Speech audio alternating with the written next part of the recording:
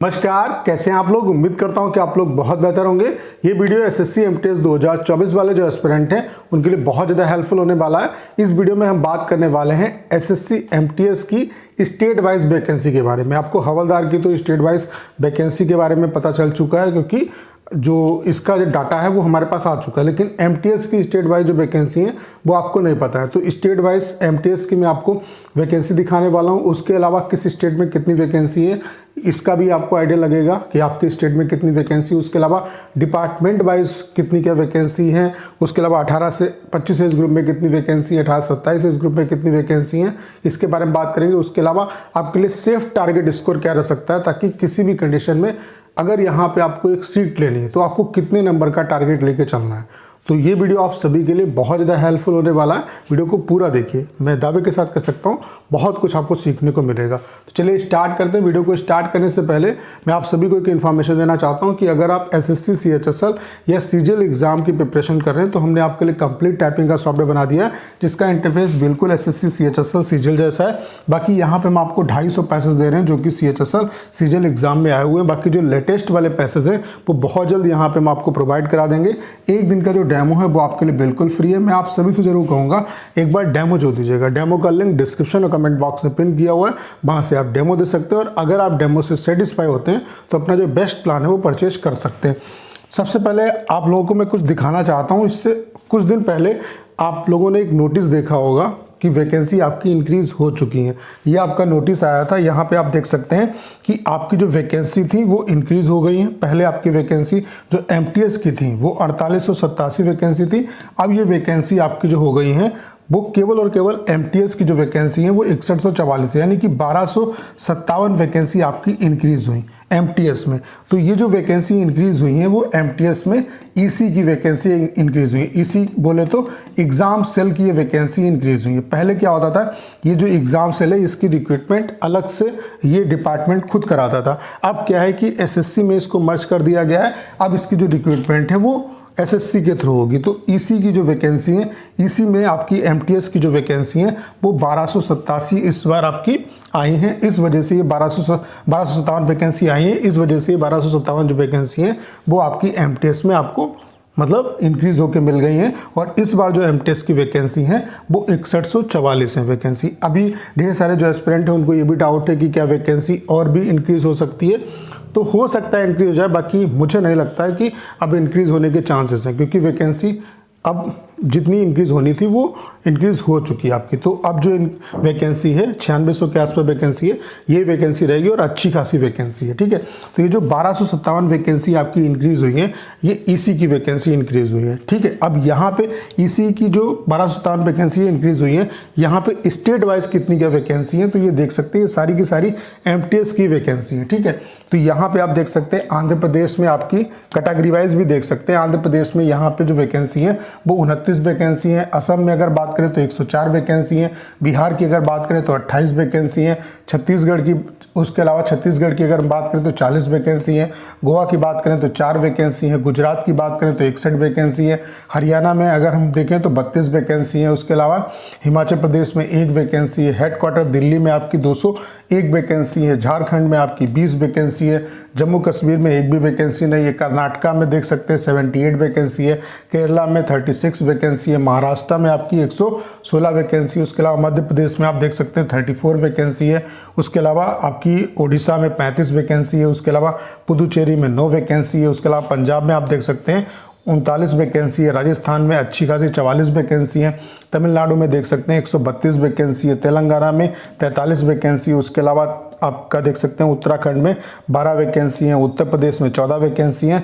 Waste Bengal में 145 vacancy. तो अच्छी वैकेंसी कहाँ पे है आप देख सकते हैं, असम में अच्छी वैकेंसी 104 वैकेंसी है। उसके बाद आप देख सकते हैं यहाँ पे गुजरात में भी 61 वैकेंसी है। ठीक है, हरियाणा में भी देख सकते हैं 32 वैकेंसी है। हरियाणा और दिल्ली एक दूसरे से सटा हुआ है, तो हरियाणा में 32 वैकेंसी, दिल्ली में आप देख सकते हैं 201 वैकेंसी। उसके अलावा कर्नाटका में 78 वैकेंसी है। उसके अलावा महाराष्ट्र में अच्छी वैकेंसी है 116 वैकेंसी। उसके अलावा आप देख सकते हैं तमिलनाडु में 132 वैकेंसी है, उसके अलावा वेस्ट बंगाल में 145 वैकेंसी है। टोटल आप देख सकते हैं 1257 जो एमटीएस की वैकेंसी, उसका कंप्लीट डाटा मैंने आपको दिखा दिया।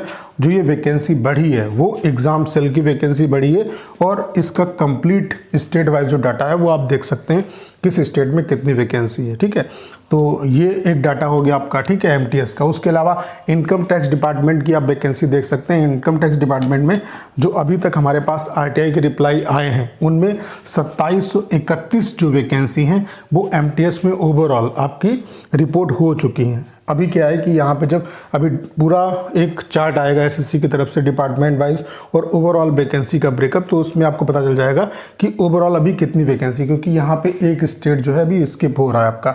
आप देख सकते हैं चंडीगढ़ में भी वैकेंसी रिपोर्ट नहीं हुई थी।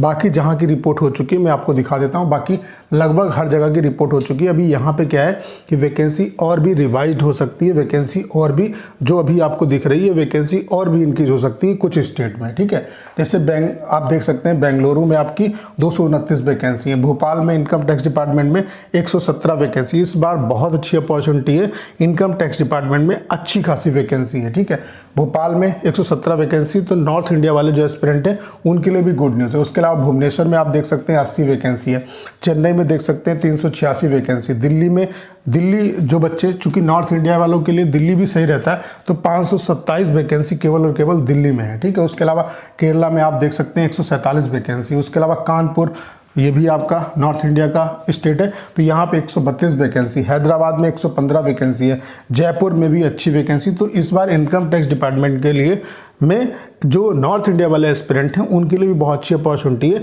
अच्छी खासी वैकेंसी। तो नॉर्थ अच्छे नंबर लाओगे तो नॉर्थ इंडिया में भी आपको इनकम टैक्स डिपार्टमेंट मिल सकता है। बाकी यहाँ पे डिपार्टमेंट रेंडमली मिलता है, लेकिन जो अजम्पशन है, जिस तरीके से डिपार्टमेंट दिया जाता है, उसमें मुझे ऐसा लगता है जो खेल होता है वो नंबर का ही होता है। आपके जब नंबर अच्छे होंगे तो आपको अपना स्टेट मिलेगा, और नंबर के बेस पे ही शायद डिपार्टमेंट जो है वो डिस्ट्रीब्यूट आपको होते हैं। ठीक है, उसके अलावा आप देख सकते हैं कोलकाता में 147 वैकेंसी है, लखनऊ में भी अच्छी वैकेंसी है 84 वैकेंसी। उसके अलावा मुंबई में आप देख सकते हैं 101 वैकेंसी, तो मुंबई की वैकेंसी रिवाइज्ड हो सकती है। ठीक है, रांची में आप देख सकते हैं 17 वैकेंसी है, नागपुर में 8 वैकेंसी है। उसके अलावा अहमदाबाद में आपकी 261 वैकेंसी है, पुणे में आपकी 260 वैकेंसी। तो ये इनकम टैक्स डिपार्टमेंट की एमटीएस की आप देख सकते हैं स्टेट वाइज वैकेंसी मैंने आपको दिखा दी। ठीक है, उसके अलावा हवलदार की स्टेट वाइज वैकेंसी आप देख लो। टोटल हवलदार की जो वैकेंसी है इस बार वो 3439 है, और ये वैकेंसी अब रिवाइज नहीं होंगी। अगर वैकेंसी बढ़ेंगी तो एमटीएस में ही बढ़ेंगी, हवलदार में वैकेंसी नहीं बढ़ेंगी। हवलदार में जो वैकेंसी आनी थी वो आपकी आ चुकी है, इस बार अच्छी वैकेंसी आई है हवलदार में भी। तो स्टेट वाइज आप देख सकते हैं, जैसे कि सीजीएसटी होता है, यहाँ पे कस्टम होता है और डायरेक्टरेट होता है। तो सीजीएसटी में आप देख सकते हैं जैसे कि यहाँ पे 6 वैकेंसी हैं औरंगाबाद में, बेंगलुरु में आप देख सकते हैं 131 वैकेंसी, भोपाल में 157 वैकेंसी, भुवनेश्वर में 71 वैकेंसी, चंडीगढ़ में 79 वैकेंसी, दिल्ली में आप देख सकते हैं यहाँ पे 10 वैकेंसी है। ठीक है, गुवाहाटी में आप देख सकते हैं 140 वैकेंसी। पूरा जो डाटा है वो आप देख सकते हैं कि कहाँ पे कस्टम में कितनी है, सीजीएसटी में कितनी है और डायरेक्टरेट में कितनी है। तो ओवरऑल ये भी डाटा आप देख सकते हैं, ये हवलदार की वैकेंसी का डाटा है। ठीक है, बाकी ओवरऑल 18 से 25 इस ग्रुप में कितनी वैकेंसी है, 18 से 27 इस ग्रुप में वैकेंसी कितनी है, डिपार्टमेंट वाइज वैकेंसी कितनी है, तो उसके लिए मैंने आरटीआई फाइल कर दी थी। आप देख सकते हैं 28 तारीख को ही हमने फाइल की थी, जहाँ पे हमने 2 क्वेश्चन पूछे थे। एक तो टोटल फॉर्म फिलअप के बारे में पूछा था, तो उसका तो रिप्लाई आ चुका है कि 57 लाख प्लस जो है इस बार फॉर्म भरे गए हैं। ठीक है, और दूसरा हमने पूछा था कि ओवरऑल वैकेंसी का ब्रेकअप क्या है, 18 से 25 इस ग्रुप में वैकेंसी कितनी है, 18 से 27 इस ग्रुप में कितनी वैकेंसी है, डिपार्टमेंट वाइज वैकेंसी कितनी है। तो यहाँ पे आप देख सकते हैं for vacancies this is being transfer to another CPIO. जो सीपीआईओ इससे रिलेटेड है, जो वैकेंसी की इंफॉर्मेशन देता है, उसको ये जो रिक्वेस्ट है वो ट्रांसफ़र कर दी गई है। तो जैसे ही इसका रिप्लाई आएगा मैं उसके रिगार्डिंग वीडियो बना के आपको इन्फॉर्म करूंगा। यहाँ पे हमने सीजीएल की भी वैकेंसी पूछी है और एमटीएस की भी ओवरऑल वैकेंसी का ब्रेकअप यहाँ पे मांगा है। तो जैसे इसका रिप्लाई आएगा मैं आपको इन्फॉर्म कर दूंगा। बाकी जो एमटीएस वाले एस्पिरेंट हैं उन सभी को मैं एडवाइस देना चाहता हूँ कि जो 57 लाख आप देख रहे हो, 57 लाख प्लस आपके फॉर्म भरे गए हैं, तो इससे आपको परेशान होने की ज़रूरत नहीं है। सारी की सारी भीड़ है।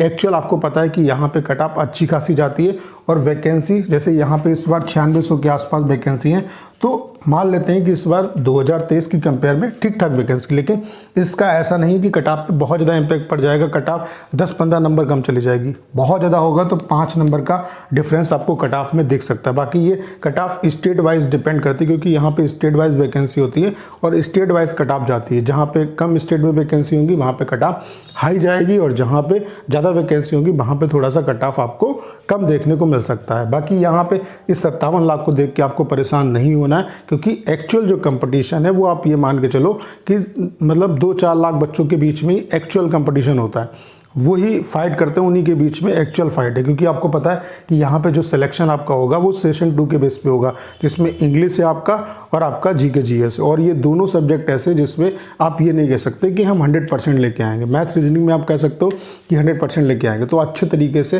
प्रिपरेशन करो, अपने जो भी चीज़ें आपने पढ़ी हैं उन्हें अच्छे तरीके से रिवाइज करो, और बाकी अब ये टाइम आ गया कि डेली बेसिस पे एक मॉक टेस्ट देने का प्रयास करो, और उसे अच्छे तरीके से उस पर एनालिसिस भी करो कि क्या कमियाँ रह गई, कहाँ पे चीज़ें स्किप हो रही हैं, और फिर उस पर आप काम करो। तो अगर ऐसा करेंगे तो डेफिनेटली आपको बेनिफिट मिलेगा। बाकी अगर हम टारगेट स्कोर की बात करें तो यहाँ पे क्या है, एमटीएस में कैटेगरी वाइज बहुत ज़्यादा स्कोर में डिफरेंस नहीं रहता है। चाहे यूआर कैटेगरी के हों, ओबीसी हों, ईडब्ल्यूएस हों, एससी एसटी, इनकी कट ऑफ आप देख लो, बहुत ज़्यादा डिफरेंस आपको देखने को नहीं मिलेगा। कुछ स्टेट ऐसे होते हैं जहाँ पे आपकी यूआर की मतलब यूआर और ओबीसी और ईडब्ल्यूएस से ज़्यादा एससी एसटी कट ऑफ चली जाती है। तो यहाँ पे मैं आप सभी को ये एडवाइस देता हूँ कि आप अपना जो टारगेट स्कोर है, सभी कैटेगरी के जो एस्पिरेंट है वो अपना टारगेट स्कोर जो है वो 130 लेके चलें आउट ऑफ 150। ये मैं राय स्कोर की बात कर रहा हूँ। तो अगर आप 130 नंबर का टारगेट लेके चलेंगे तब कहीं ना कहीं आप 120-125 राय स्कोर लेके आ पाएंगे, और अगर इतना राय स्कोर लेके आएंगे तो आप ये मान के चलो 130 प्लस आपका आफ्टर नॉर्मलाइजेशन स्कोर हो जाएगा। और अगर इतना स्कोर होता है तो डेफिनेटली आपको कोई ना कोई यहाँ पे पोस्ट जरूर मिल जाएगी। तो आप अपना जो टारगेट है वो 130 नंबर का लेके चलो। जब आप मैक्सिमम टारगेट लेके चलोगे तब कहीं ना कहीं उसके आसपास पहुँच पाओगे। तो 130 नंबर का टारगेट अपने दिमाग में रखो, और मॉक टेस्ट जब दे रहे हो तो उसमें 130 नंबर पे ही आपको टारगेट लेके मॉक टेस्ट अटेम्प्ट करना है। और अगर इतने नंबर नहीं आ रहे तो देखिए कहाँ पे कमियाँ हो रही हैं, और उन पे फिर अभी से काम करना अच्छे तरीके से स्टार्ट कर दो। और अगर सिलेक्शन यहाँ पे लेना है तो सीरियसली प्रिपरेशन करो, तभी यहाँ पे आपका सिलेक्शन होगा। अभी भी आपके पास बहुत अच्छा टाइम है, अच्छे तरीके से चीज़ों को कर सकते हो। बाकी जीके जीएस के लिए मैं आपको सजेस्ट करता हूँ, एक परमार एसएससी करके यूट्यूब चैनल है, उन्होंने बहुत अच्छे तरीके से जो पूरा आपका जीके जीएस है उसको मतलब रिवीजन जो है वाली सीरीज़ वो चला रहे हैं। जैसे कि एक ही वीडियो में आपको पूरा ज्योग्राफी मिल जाएगा, एक ही वीडियो में आपको पूरा जो है वो हिस्ट्री मिल जाएगा। तो इस तरीके से बहुत अच्छे तरीके से क्लासेस को प्रोवाइड करा रखा है। तो जीके जीएस आप वहाँ से रिवाइज कर सकते हो, वहाँ पे करंट अफेयर्स की भी प्रिपरेशन हो जाएगी, बाकी कंप्लीट जीके जीएस की प्रिपरेशन हो जाएगी। ये मैं प्रमोशन नहीं कर रहा हूँ, अच्छा कंटेंट है उनका, तो इसलिए मैं आपको सजेस्ट कर रहा हूँ, ठीक है। तो वहाँ से आप अपनी जीके जीएस कंप्लीट कर सकते हो। बाकी इंग्लिश के लिए मैंने आपको ऑलरेडी बता दिया है कि इंग्लिश में आपको क्या करना है।